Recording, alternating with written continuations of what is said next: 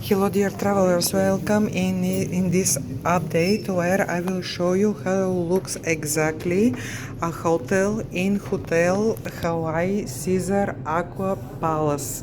That is my second stay here in the hotel. That is written, that is 5-star hotel. For me, priority number one is coffee. Coffee, coffee, coffee. So disagree Nescoffee in a 5-star hotel, but there is water, TV, that I'm not here to watch a TV. Let me show you, there is a balcony, very beautiful one actually.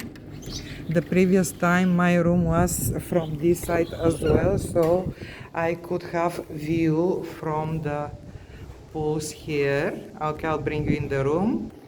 And here, that is a double room, 2 single beds. The room is very spacious, smells really good. And let me bring you in the bathroom. Okay, here is the bathroom. Towels, shower. Listen, if I have to be honest to you, not only this hotel, all hotels in Egypt, in Turkey, even in Dubai, they have that. But at least in general, the people, they do their best to keep it clean. That is the toilet. Some cosmetics that they are totally not enough. And hair dryer. Obviously the people still use hair dryer.